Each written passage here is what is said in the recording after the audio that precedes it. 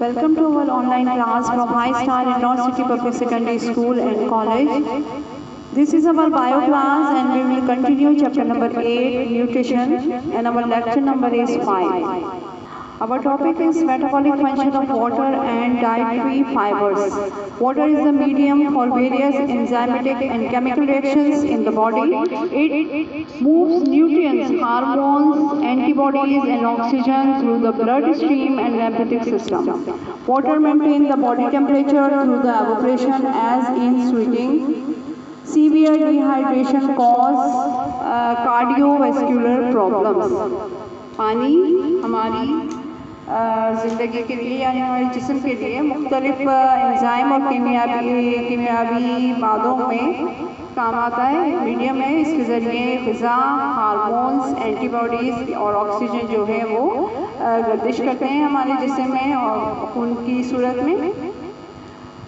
पानी पसीने की शक्ल में भी बुखारात में तब्दील हो जाता है और जिस्मानी दर्जा हरारत को बरकरार रखने में भी मददगार होता है, लेकिन इसकी शदीद कमी जो है वो हमें अमराज़ क़ल्ब का बाइस भी बनती है। इसकी शदीद कमी भी, इसलिए पानी बहुत ही ज़रूरी होता है हमारे मेटाबॉलिक फंक्शंस के लिए। Generally speaking, dietary fiber is eatable part of plants or similar carbohydrate that can't digest and absorb in the small intestine. Fiber plays very important role to prevent from constipation. Soluble fiber helps in lowering the blood cholesterol and blood sugar level. आमतौर से ये कहना कि जो ग़िज़ाई जो रेशे होते हैं वो हमें हमारी जो ग़िज़ा होती है उसको काबिल हज़म करते हैं और जो स्मॉल इंटेस्टाइन में जो ना काबिल कार्बोहाइड्रेट्स होते हैं उनको भी जो है वो काबिल हज़म बनाते हैं। ग़िज़ाई रेशा हमें कब्ज़ से भी महफूज रखता है और हल पज़ीर या ग़िज़ाई रेशा खून में कोलेस्ट्रॉल और ग्लूकोज़ को कम रखने में भी मददगार साबित होता है। नेक्स्ट टॉपिक है हमारे पास a balance diet is related to age, sex and activity, यानी मुतवाज़न ग़िज़ा का इस्तेमाल उम्र में, जिन्स में और एक्टिविटी यानी सरगर्मियों में इसका क्या ताल्लुक़ होता है बैलेंस डाइट का। Different factors affect nutritional requirement during the periods of the body growth and development. Energy requirements change through life and depend on many factors such as age, sex, and level of activity. The key stages in life include जिस्मानी नशोनुमा और growth के लिए ग़िज़ाई ज़रूरियात पर मुख्तलिफ अवामिल असरअंदाज होते हैं। तवानाई की ज़रूरियात भी ज़िंदगी के मुख्तलिफ दौर में मुख्तलिफ होती है। असरअंदाज होने वाले अवामिल उम्र, जिन्स और सरगर्मियाँ होती हैं। ज़िंदगी के जो मराहिल हैं वो मंदरजा झेल पर मुश्तमिल होते हैं, जैसे नंबर 1 है childhood. Energy requirement for children increases rapidly because they grow quickly and become more active. Young children do not have large stomachs to copy with big meals. Therefore, to achieve relatively high energy intake for their age, food should be eaten as a part of small and frequent meals. Childhood, the energy requirements of children. हमने भी पढ़ा childhood के बारे में कि जो energy requirements होती हैं बच्चों में वो ज़्यादा होती हैं, तेज़ी के साथ बच्चों की उम्र जो है वो बढ़ती है, इसलिए कम उम्र बच्चों में जो है वो ज़्यादा खुराक यानी मैदे जो होते हैं उनकी जल्दी हज़म करते हैं, इसलिए उनको अपनी तवानाई की तेज़ी से बढ़ती हुई ज़रूरियात को पूरी करने के लिए उन्हें थोड़ा थोड़ा करके खाना चाहिए। सेकेंड स्टेज है हमारी adolescence is a part of rapid growth and development and is when puberty occurs. The demand for energy and the most nutrients are relatively high. Boys need more protein and energy than girls for growth. Children should be encouraged to remain a healthy weight with respect to their height. ये stage जो है वो बलूगत कहलाती है। इस उम्र में तेज नशनुमा होकर बच्चा जो है बलूगत तक पहुंचता है। इस उम्र में तवानाई और दीगर ग़िज़ाई अज़्ज़ा की ज़रूरियात और ज़्यादा बढ़ जाती है। लड़कों को इस उम्र में अपनी ग्रोथ के लिए लड़कियों से ज़्यादा प्रोटीन्स और तवानाई की ज़रूरत होती है। बच्चों को इस उम्र में उनके कद के मुताबिक मुनासिब वज़न बरकरार रखने के लिए हौसला अफजाई करनी चाहिए। थर्ड स्टेज है हमारी adulthood. A good supply of protein, calcium, iron, vitamin A and D as a part of healthy balance diet are important. Calcium is needed for healthy tooth development and together with the vitamin D can help develop strong bones. Adulthood का मतलब है जवानी। सेहतमंद और मुतवाज़िन खुराक में protein, calcium, iron, vitamin A और डी की मुनासिब मिक़दार का होना बहुत ज़रूरी है। दांतों के लिए भी कैल्शियम बहुत ज़रूरी समझा जाता है और ये विटामिन डी की मदद से हड्डियों को भी मजबूत बनाता है। Men are more active than women, so they need more energy than women of same age group. Muscular tissues are more in men, their body size is larger and therefore boys of growing age need more body building nutrients, protein and calcium as compared to the girls of same age.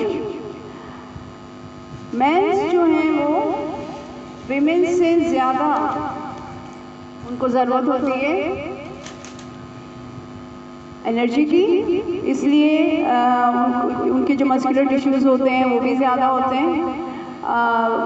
इसीलिए जो boys हैं अपनी growing as में उनको ज़्यादा energy की ज़रूरत होती है। उन्हें ज़्यादा ऐसी खुराक खानी चाहिए जिसमें प्रोटीन और कैल्शियम मौजूद हो बनिस्बत गर्ल्स के जो उनकी सेम एज की हो।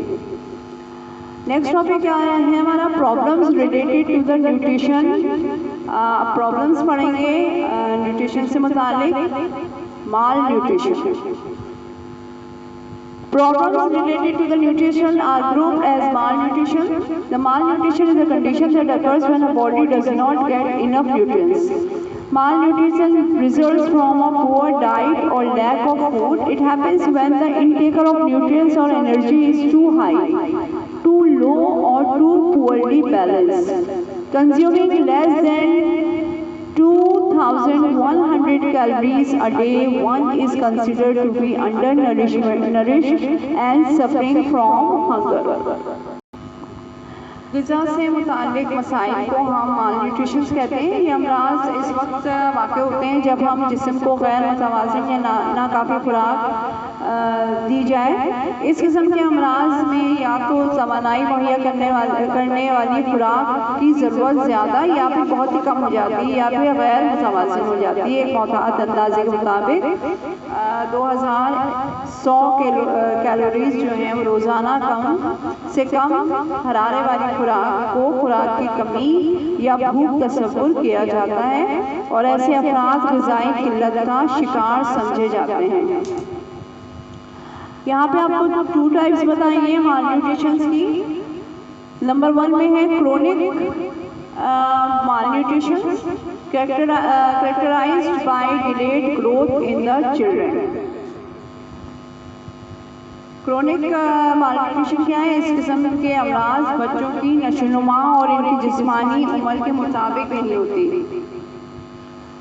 उसके बाद है acute malnutrition characterized by insufficient weight in the relation of the child heights. Acute malnutrition can be moderate or severe according to the child's weight. Undernourishment and malnutrition have a serious consequences for the health of the younger children. Worldwide, 3 nutrition deficiencies are of particular concern.